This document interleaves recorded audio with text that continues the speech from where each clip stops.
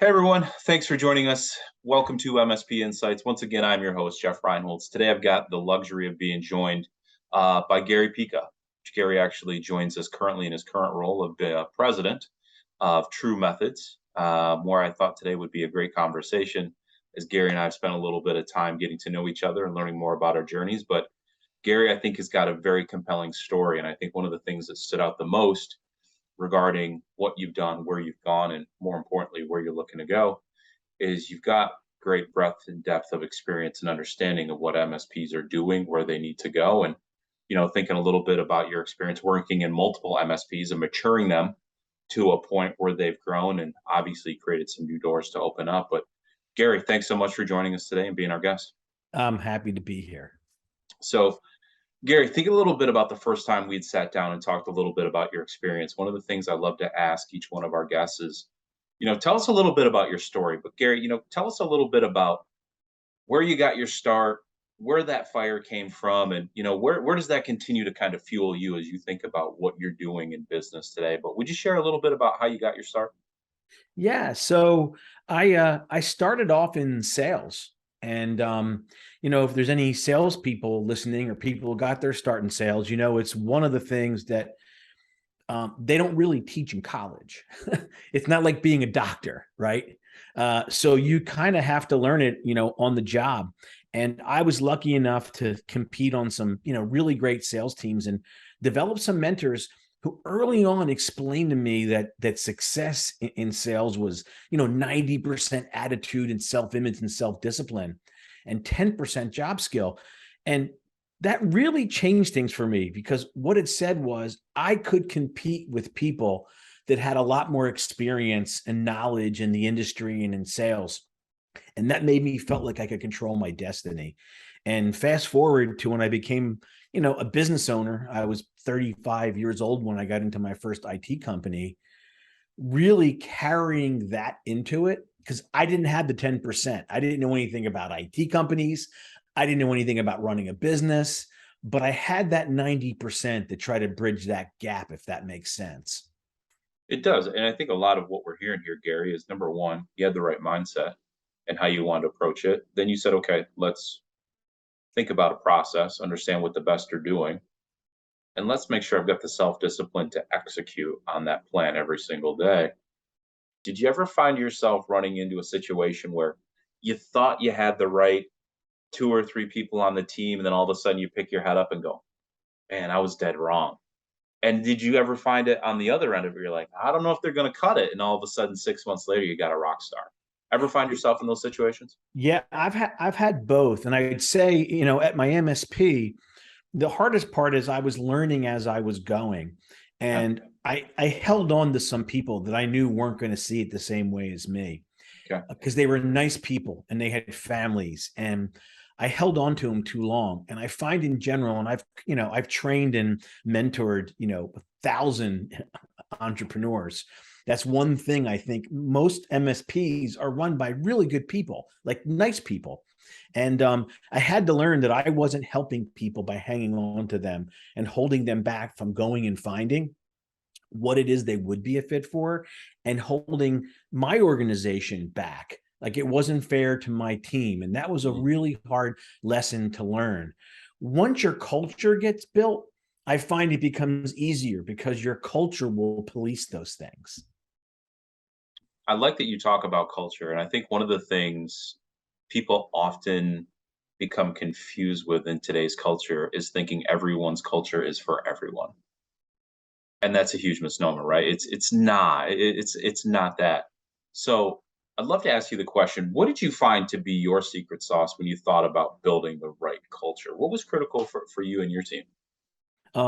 One, it starts by sharing a vision. In my MSPs, it was we were going to accomplish and do something that no other MSP had done, right? Something big. And at True Methods, it was that our goal was to change this industry, that we were going to leave it different than how we found it. And that everything that every team member did was part of impacting the lives of the entrepreneurs and their teams and their customers. So I think it starts with that connection to something bigger, and then it's a matter of really putting the right process in place in terms of business planning, right? I follow scaling up. Other people follow EOS, becoming a professional business person, so that you can put everybody into a role, a defined role, and where they know what success looks like. If they connect to a bigger vision and they have a role where they know what success looks like, they usually will do the rest with very little management. All of my companies had light management compared to other companies. We work with team leaders because we had those two things. We didn't need managers telling people what to do. I love the transparency on that, right? You simply give someone an opportunity to go, here's where you can go to, here's how you get there. How can I support the success?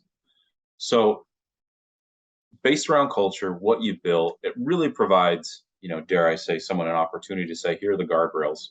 Go get it, right? Go be successful. How can I support that success?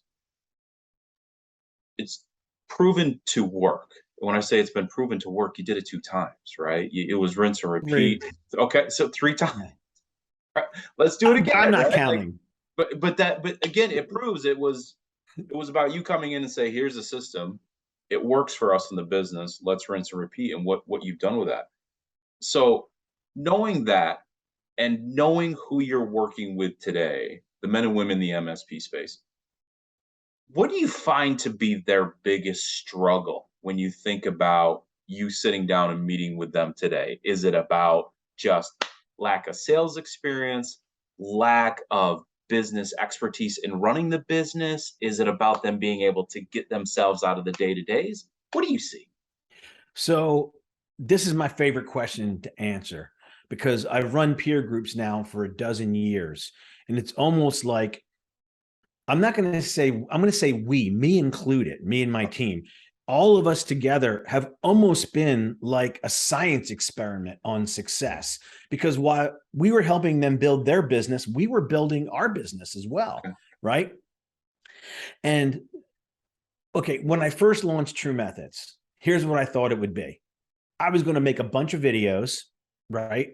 And I was going to tell people sales, operation, business planning, every role. We ran at 34% net profit and grew tremendously. I'm just going to tell everybody exactly what I did, and then everyone's going to do it. And when that didn't happen, I started to lead me to why we were really here, why our peer groups existed. And part of it was we wanted to give them a framework for how to run a better business, but they didn't all get the same results, because it really started about each person and their self-limiting beliefs. Like almost most of what I learned we dealt with, and what the groups help each other with, is really stuff that happened to them long before we ever met. Some of it, when they were kids growing up, whatever all those experiences, we find a way. There's a book that I love called The Big Leap by Gay Hendricks. And he says that in life, all of us only have one problem to solve. It's the upper limit problem. We all have some limit of success or money or love that we think we deserve. And when we hit that limit, consciously or more likely subconsciously, we find a way, right, to sabotage it. And I have a little joke. I call it the banana peel syndrome. Like, people get close to getting over the hump and they slip on a banana peel. And the first time it happens, it's like, oh, the guy lost his best tech. That's a bad break. And then that same person gets close again and they go through a divorce, and they get close again. They lose their biggest customer. And over the years, I say, wait a minute, I don't think this is bad luck. I think that all of us have good and bad luck, and that our upper limit determines how we deal with it. And so I've watched some people, continue to get through it and watch their self-image change. What some people, it's just a slower process. Does that make sense? It does. And I think that the piece what you're hitting on, and again, this is something that I've subscribed to for years, and I want to talk a little bit about this in a minute with you regarding how you were raised and what that's done for you. Because sometimes I think a lot of people that they run into people that are successful and they'll go, "Oh, well, it's easy for those guys." I guarantee they probably came from money, came from entrepreneurs, probably had wealth. They in the game of life, guys like me, we were born on home base. Gary, he was born on second, if not already, working his way to third base. And they forget it's not the realities of this, right? It's been around, how do I learn from the best? How do I have a mindset that removes self-limiting beliefs, that comes in with a perspective of, I was born with endless abilities, right? They're great things I can do, but how can I overcome these things to reach my defined level of success by working with great people in my professional community? But Gary, talk to me a little bit about where the drive came from your experience of where you grew up and how you grew up, because this is one of the things that I think really sparked my interest with you, because it reminded me a lot, honestly, of my own youth. But Gary, would you share a little bit about that? Yeah, so I grew up in Levittown, Pennsylvania. It's a World War II community. Uh, Myself, my parents, I'm one of four. I'm the youngest of four, and we grew up in a 1,300 square foot home with one bathroom. And my dad fought in World War II, and he worked as a foreman at a chemical factory, Roman Haas, for 35 years before he, retired and got 25 good years, happy years of retirement. So I didn't grow up. I didn't grow up with um, uh, any kind of advantage other than the one most important one, which my parents and my brothers and sisters loved me and supported me. They made me feel like I could, be something, but not with expectations. No one I knew was a doctor or a lawyer. When I became a business owner, I had never even met another business owner except in sales.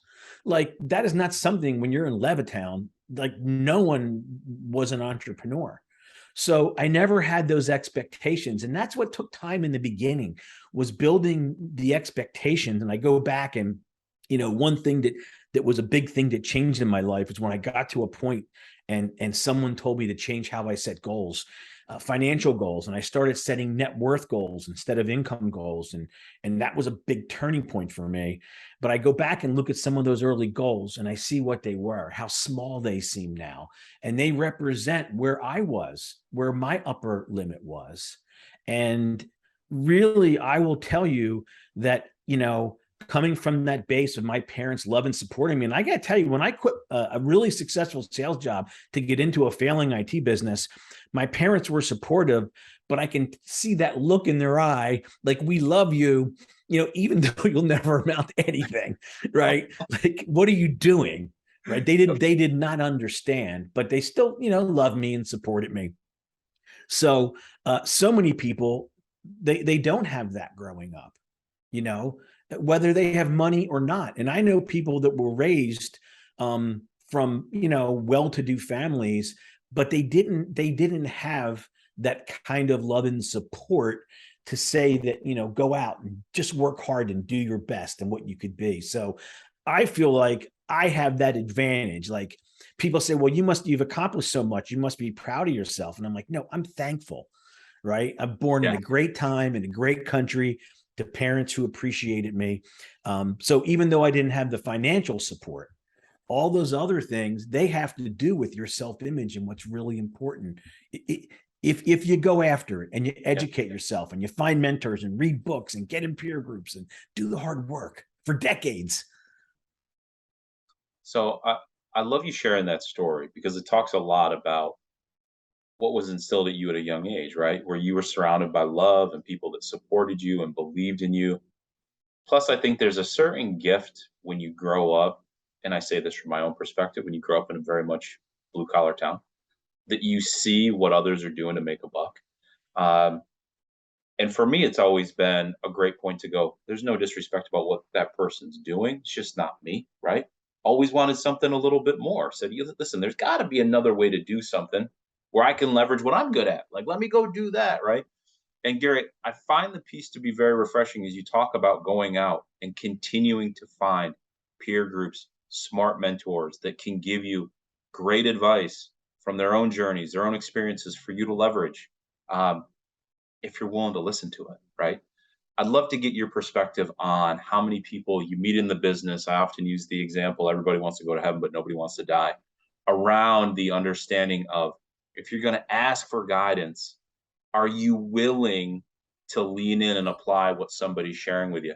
Gary, how often do you find yourself working with somebody that's just can't wait to ask you questions, just won't apply a darn thing? How often do you see yourself running into that? That's my life. I mean, that's literally what I deal with. In the beginning, Jeff, I got frustrated because I would say to him, like, why do I care more about these people's success than they do? Right. But what I learned over time, it's not that they didn't want to listen to me. They couldn't. Mm. Their lens, their self-image, how they see themselves in the world is so thick that it's going to take time. Right? It's going to take time and they're going to have to learn. So we give them some tools. We give them, we show them other people that are successful so they know what's possible. We give them more command over the business so they have more confidence, right? We help them, see metrics and benchmarking to see their progress. So we give them, we surround them with a bunch of tools and inspiration so that in their own time and way, they can start to clear away those things. And I'm just so many people come to mind, like when we talk about this, that I'm so proud of. And I remember those early years, how much they struggled, but they stuck with it. Right. Mhm. And then I watched as it started to open up. I watched as their expectations changed, but it's a different process for everybody. And it's hard work for all of us, including me. It was hard work. So I like that you just ended on that statement around the willingness to put in the hard work. And it continues to be hard work because I think one thing, Gary, you've been very comfortable with is getting yourself outside of your comfort zone to figure out how do I continue to make that next step. And again, you become comfortable being uncomfortable, if that makes sense for our viewers here. And then being openly very willing to go, hey, how can I speak to others who are looking to do the same things I'm trying to do? And, who's seen the success I want to reach? Let me ask you though, once you get into the hard work, I hear a lot you talk about processes. And I think a lot of great processes are aligned by individuals, specifically in sales, who can be hyper focused on time management and organizing their days. How often, do you find yourself looking to tackle that animal with some people that are going, Gary, how can I grow my business? I don't have time to grow my business. I'm too much focused in my business and I'm putting out Yeah. fires. What do you mean you want me to go grow it? Gary, I'd love to get your thoughts on that. Yeah. People have what I call the clear the decks mentality. They've been in business for 15 years, but they just need another couple months to do something else where they can start working on the business. And the main tool I try to give them is the business planning process to say, listen, this process is built to meet you where you are. So that wherever you are today, realistically, that each quarter you can make some steps to connect to what you want to accomplish for the year and over 3 years. And as you let quarter go by, even if you only get done, you have 5 things you put on your as your rocks for the quarter, you only get one of them done. You do that for a couple of quarters and your self-image starts to change. But you're never going to come into this business and find out, like, you know what? There's no tickets on the board today. There's no employee problems. I have nothing to do. I think I'll work on the business. Like if you're waiting for that day, and I know people have been waiting for that day, and I've known them for 20 years in this business, and they're basically where they were 20 years ago, except Jeff, they're 20 years older and their choices are starting to go away. Mm. And that's the thing. Look, I'll tell you one thing that I always tell entrepreneurs that connects with them. I always say, and I'll say it at DattoCon, coming up in a week, and we'll get hundreds of people in a room. How many of you have people in your company that have been with you for a while that you really care about their financial future and career and how it turns out? They all raise their hand, Jeff, right? And then I say, okay, if you haven't achieved financial independence as the leader of the business, you can't give somebody something you don't have. This is more than just about you. Like we tend to work harder for goals for other people. And that means knowing your business. That means running at the right gross profit. It means understanding those things. Like there's bigger things at play here, right? There really is. And I like the fact you drill into the realities of if you can say all the right things to say you're hyper passionate and focused on your employees, but how can you do that if you don't have your own house cleaned up? right? It's the old, I joke with people all the time where there's individuals who want to complain and this is wrong and that's not right. And I'm sitting there going, your own house is a mess. You get that in order first, and then you can turn outwardly and offer advice. Yeah. But get yourself straight. So I love that you're going to bring that to DattoCon this year and start to get our customers really thinking about, are they set? When I say are they set as a business leader, are they set? Do they have a vision, right? And are they willing to create, dare I say, what you're talking a lot about is an accountable culture that's bought into a bigger vision, that is bought into what the company's trying to accomplish. When I think about making sure customers are taken care of, they're happy, they're leveraging technology, they're actually getting themselves to a point now where they see the MSP community as someone who can come in, have a seat at the table, help them have vision in their own small business and help them evolve and grow. So let me ask you, for the folks that will not be at DattoCon, what would be your big one or two thoughts or advice that you'd give to that MSP that's listening to this episode today and say, you know what, if you think about one or two things you want to do or you should do, what direction are you guiding them? Yeah. So many things are changing. This is a really unique time to be in this industry.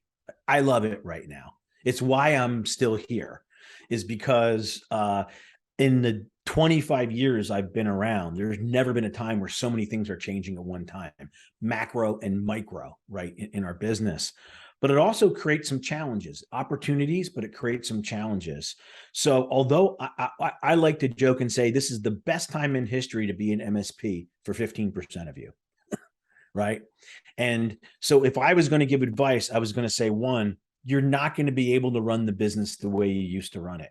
You have to have command over your roles, process, and cost drivers, because that leads to the second thing. You got to get your customers to invest more.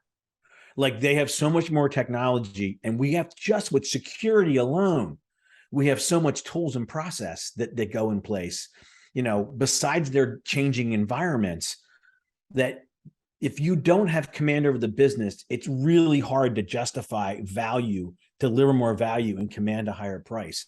And if you can't do those two things, you're not going to grow, and you're going to start to get separated from the people who are figuring out. And I'm watching it happen every day. The gap between the haves and the have lesses, it's widening faster than it was pre-pandemic. It's great feedback, because I think one of the biggest things, and I'm sure to your point, we're seeing is over the next 3 years, there is a huge opportunity for growth for the MSP. But to your point, you want to make sure you're finding yourself on the right half of the 15% that's going to be able to take advantage of that.